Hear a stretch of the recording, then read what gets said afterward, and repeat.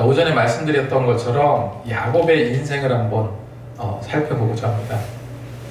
가장 성경에서 짠한 마음이 드는 성경 인물 중에 하나가 야곱인데 참 파란만장한 인생을 살았어요. 그죠?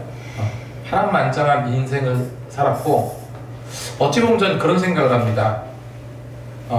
그의 인생이 누구로 인해 의존된 삶을 살았어요. 그죠? 어머니 리브가를 통해 가지고 에서의 장자권 뺏어버리고 그러면서 어머니가 하는 대로 했잖아요. 어머니가 하는 대로 하고 어머니가 또 삼촌 라반의 집에 도망가라. 에서가 너 죽일 수도 있다 그러니까 어떻게 합니까? 엄마 말을 듣고 삼촌 라반의 집으로 가잖아요. 그럼 거기에서 의존적인 그런 인생이 끝났는가? 그게 아니죠. 이제 삼촌에 의해서 그의 삶은 또 의존하는 삶이 될 수밖에 없었어요. 그래서 어떻게 됩니까? 삼촌의 많은 사람들이 이렇게 얘기해요. 야곱이 사기꾼인데 야곱보다 더 사기꾼은 삼촌 라반이다 할 정도로 막 속여먹고, 그죠? 데리스하고 사이로 들여갔다가 이쁜 첫째 라헬을 아내로 주기로 했다가 못생긴 첫째 딸. 예. 아무튼 누구야? 레아를 주잖아요. 레아를 주고 너가 잘하려면은 7년 더 일해라 해가지고 그 사랑을 위해서 그렇게 합니다. 그러면 삼촌 라반에 의존했던 그런 삶이 그것으로 끝났느냐? 그게 아니었어요. 그 삼촌에서 이제 누구로 갑니까? 아내들에 의해서 삶의 인생이 결정되는, 그죠? 이 성경에 보면은 아주 그냥 부인 4명 모시고 사는 것도 참 일인 것 같아요. 별의별 일들이 다 있잖아요. 그러면 그거로 끝났습니까? 아니죠. 이제 자식들에 의해서 그런 삶을 살다가 결국은 누구한테로 돌아옵니까? 여호와 하나님을 의존하는 삶으로, 물론 처음부터 그 바탕은 있었지만 세상을 그렇게 험악하게 살다 보니까 이제는 하나님을 의존하지 않고는 안 되는 어떤 삶의 모습을 성경을 통해서 볼 수 있습니다. 그러니까 말씀을 준비한다는 거는 그래서 더 은혜가 깊어지는 것 같아요. 그러니까 도대체 야곱이라는 인생이 어떤 인생으로 이렇게 이어져 왔을까? 또 성경에 있는 내용과 또 그 야곱을 생각하고 그러면서 거기서 중요한 요지를 뽑는 거, 그거를 통해서 하나님은 저 같은 경우 그거를 통해서 또 은혜를 주시거든요. 예, 그래서 이제 야곱의 일생을 살펴보면서 은혜를 누리고자 합니다. 수요일 날 이제 기도가 점점 세지길 원합니다. 예, 한 명이 더 옴으로 인해 가지고 조금씩 달라졌다고 생각을 해요.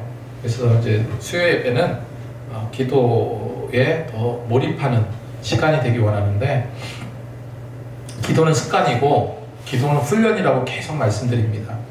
안 그러면은 사실 이게 쉽지가 않거든요. 그래서 특히 이제 기도하는 데 있어서는 섬세함과 세밀함이 갖춰져야 된다라고 생각합니다. 세세하게 기도하고 섬세하게 기도하고 그렇게 좀 실천해 나갔으면 좋겠습니다. 자, 야곱이라는 그 인물을 생각할 때 여러분 어떤 이미지가 떠오르십니까? 파란만장한 삶, 아까 이야기했던 것처럼, 그 다음에 팥죽 한 그릇 떠오르시죠? 그 다음에 천사와 씨름한 장면, 그리고 사기꾼이라는 소리도 많이 듣고 삼촌 라반이라든가 에서와 나중에 부둥켜 안고 서로 형제를 회복하는 그런 내용들, 이런 내용들이 떠오를 겁니다. 근데 야곱의 한 인물을 쫓으면 참 인생의 굴곡을 느낄 수가 있고, 그런 파란만장한 삶 가운데 역사하시는 하나님을 우리가 확인할 수가 있거든요. 하나님께서 아브라함을 부르셨어요. 잘 먹고 잘 살던 우르 지역에 그 문명화된 곳에서 하나님께서 오라 했을 때 갈 바를 알지 못했다고 그랬습니다. 아브라함이 갈 바를 알지 못했지만 오직 하나님의 약속의 말씀을 붙들고 오게 돼요. 그 아브라함에게 하나님은 약속대로 누굴 주셨습니까? 이삭을 주셨어요. 그래서 하나님은 아브라함에게 이삭으로 낳은 자라야 내 씨가 되리라, 내 후손이 되리라 했습니다.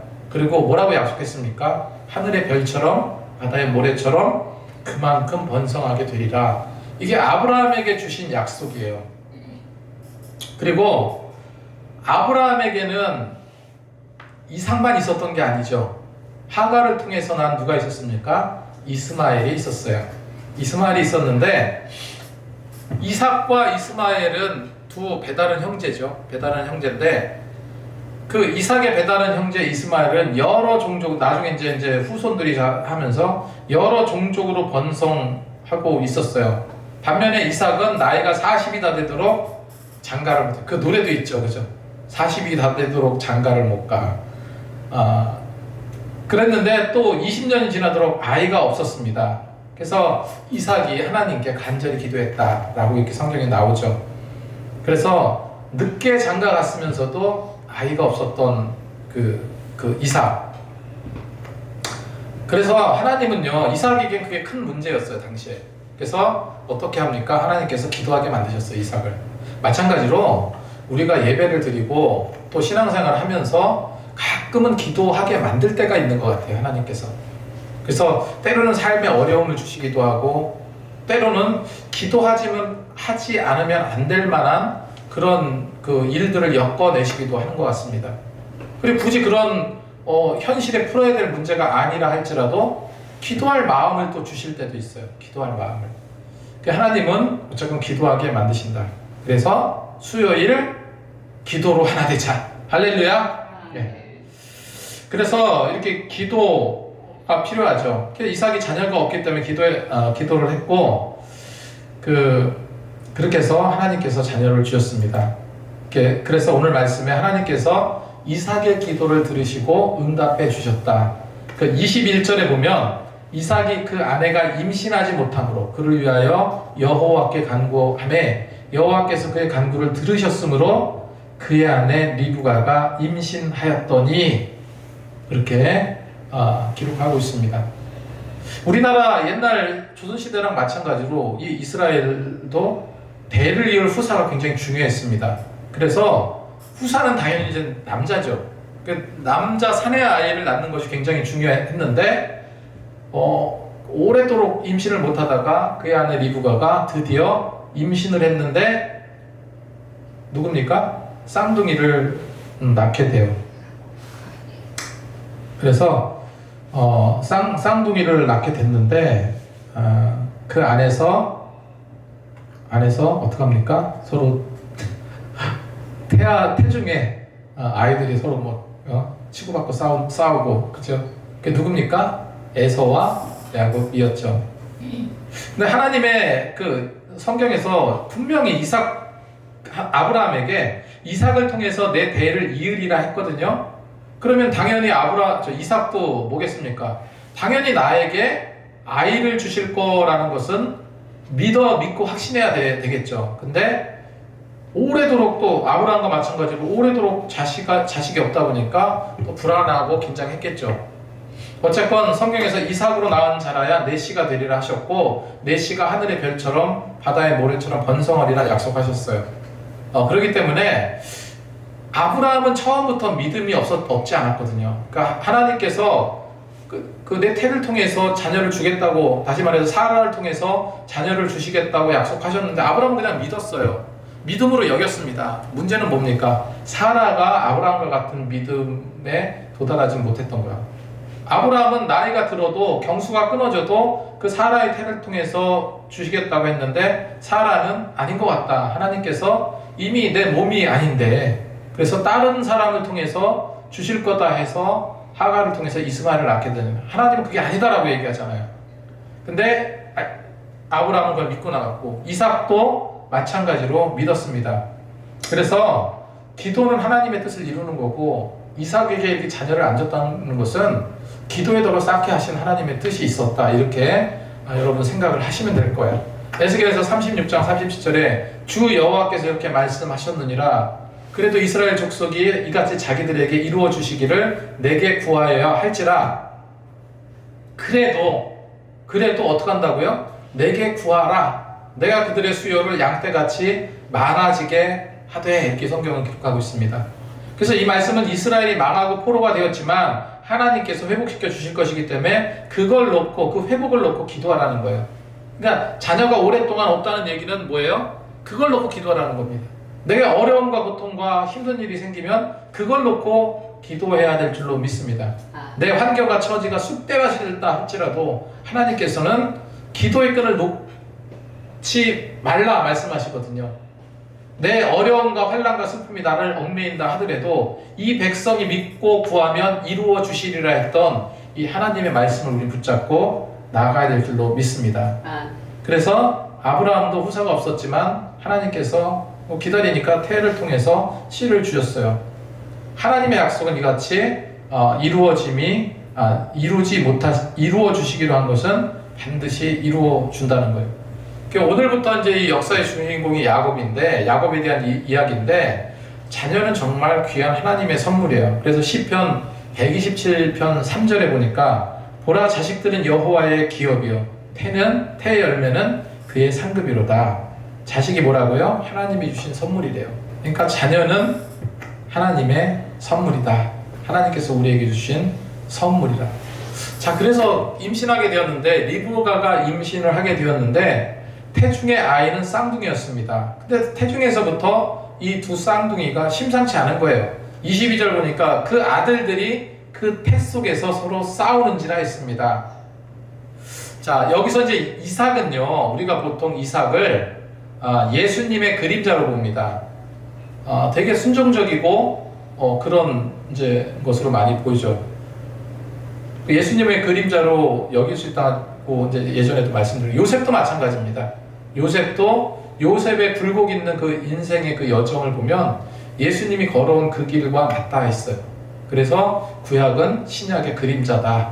그리고 몇몇 인물들은 예수님의 그 순종적인 모습, 제자의 섬기는 모습, 이거의 본을 보여주고 있습니다. 이삭이 그러했어요.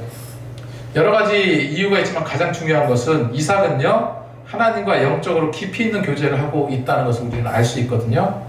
그래서 예수님도 어떻게 합니까? 예수님도 하나님과 늘 영적으로 깊은 교제를 하였죠. 그래서 이삭은요, 세세한 부분까지도 하나님께 아뢰었어요. 태중에 실제로 둘이 싸우는지 뭐 하는지 어떻게 알아요? 모르잖아요. 근데 그거를 이삭은 알았거든요. 어떻게 알게 되었을까? 22절에 보니까 그 아들들이 그 태 속에서 서로 싸우는지라 그가 이르되 이럴 경우 내가 어찌할꼬 하고 가서 여호와께 묻자온대. 그러니까 뭔지 모르지만 하나님께서 그 태중에서 서로 둘이 사이가 좋지 않다는 것을 쌍둥이라는 사실도 당연히 알게 되겠죠. 그런데 둘이 뭐 그 안에서 서로 싸우는 그런 것을 하나님께서 알게 하셨겠죠. 그냥 움직이는 것이 아니라 알게 하셨던 것 같아요. 그러면 기도 제목이 또 하나 나오잖아요. 이삭이 어떻게 기도했다고요? 이럴 경우에 내가 어찌할꼬? 이럴 경우에 내가 어떻게 행동해야 될까? 하고 누구한테 물었다고 그랬습니까? 여호와 하나님께 물었다. 그래서 제가 처음에 말씀을 전할 때 기도를 할 때 세밀하게, 섬세하고 세밀하게 기도하자라는 말씀이 이런 의미입니다. 여러분 가장 세세한 것까지 하나님께 물으시기 바래요. 이 이삭처럼 내가 어찌할꼬 하면서 여호와한테 하나님께 물었던 것처럼 그렇게 아뢰는 것이 필요하다는 겁니다. 하나님도 예수님도 그렇게 이제 기도하셨죠. 그래서 예수님은 하나님과 어떤 식으로 교제를 합니까? 어떤 식으로 교제해요? 매일마다 새벽 제단을 쌌어요. 매일마다 새벽 제단을 쌌어. 습관적으로 쌌습니다. 예수님이. 감람산은 예수님의 기도처라고 그랬죠? 특별히 새벽 기도 처소예요. 누가복음 22장 30절 40절 말씀에 예수께서 나가사 습관을 따라 감람산에 가심에 제자들도 따라갔더니 그곳에 이르러 그들에게 이르시되 유혹에 빠지지 않도록 기도하라, 이렇게 성경을 기록하고 있어요. 그러면 제가 새벽이라고 그랬잖아요. 예수님이 감람산에 들어가서 새벽에 기도하셨다고 하는데 그걸 어떻게 할 수 있나? 이런 내용이 나옵니다. 어떤 내용이 나오냐면은 예수님께서 아침에 감람산에서 오신다라는 성경 말씀이 나와요. 그러니까 아침에 감람산에서 내려온 거예요. 그러면 그 감람산에는 언제 들어가신 거예요? 저녁에 들어가신 거죠. 근데 내려오셔서 이제 말씀을 전하고 하려고 하는데 많은 사람들이 가늠하다 현장에 잡힌 여인을 데려오잖아요. 그러면서 예수님 앞에 앉혀놓고 율법에서는 이 여자 돌로 쳐서 죽이라고 그랬는데 당신은 어떻게 하기 원합니까? 그랬더니 어떻게 합니까? 죄 없는 자가 먼저 돌로 쳐라 라고 말씀하세요. 그 사건이 있기 전에는 어디 들어가 있었냐면 감람산에 들어가 있었습니다. 기도 마치시고 새벽까지 기도 마치시고 나오셨다. 그러니까 예수님은 감람산에 주로 새벽에 기도하셨다라는 것을 우리가 알 수 있습니다. 또 한 가지 유추해서 연도를 알아맞히는 것이 그거예요. 예수님께서 공생의 사역을 몇 년 동안 하셨습니까? 보통 3년으로 알고 있잖아요. 그죠? 예수님이 공생애가 3년이다. 30세까지는 뭐예요? 목수일을 했다. 그거 어떻게 뭐 때문에 어떤 근거로 예수님이 3년 동안 사역했다는 걸 알죠? 3년 동안 했다는 내용이 성경에는 없어요. 근데 우리는 3년으로 알고 있잖아요. 왜냐면은 성경 어디인지 모르겠는데 복음서에 보면은 6월절이 3번 지났다고 그랬어요. 6월절이 3번 지나고 그 다음에 이제 예수님께서 순환을 당하시거든요. 그 3번 지났다는 것은 3년을 말하잖아요. 그거로 이제 예수님의 공생애가 3년이다. 어떤 학자는 2년, 어떤 학자는 4년 이렇게 보는 경우도 있습니다. 마찬가지로 예수님께서 새벽에 기도하는 습관은 이거 말고도 또 있어요. 아무튼 그랬다는 거죠. 그래서 이삭이 하나님께 간절히 기도했어요. 이럴 때 내가 어찌할꼬 하나님 응답하여 주소서. 그랬더니 하나님께서 그거 별거 아닌 것 같지만 하나님께서 어떡합니까? 응답해 주셨어요. 23절에 두 국민이 내 태중에 있구나. 네 민족이 내 복 중에서부터 나누리라. 두 민족이 어떻게 했다고요? 복 중에서 나누리라. 그렇게 이제 나뉘게 됩니다. 이게 이제 또 분쟁의 씨앗이 되기도 하죠. 자, 그래서 야곱은 서로 이제 먼저 나오려고, 태중에 먼저 나오려고 발버둥 치다가 발꿈치를 잡았어요, 야곱이. 그래서 야곱의 이름이, 야곱이라는 이름의 뜻이 뭐냐? 발꿈치를 잡은 자. 그죠? 그럼 이삭의 이름의 뜻이 뭡니까? 이삭? 웃음이라는 뜻이죠. 웃음. 근데 왜 웃음이라는 이름으로 지었습니까?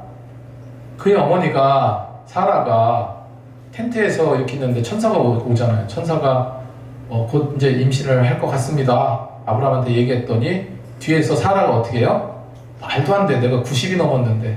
그러면서 피식 웃었어요.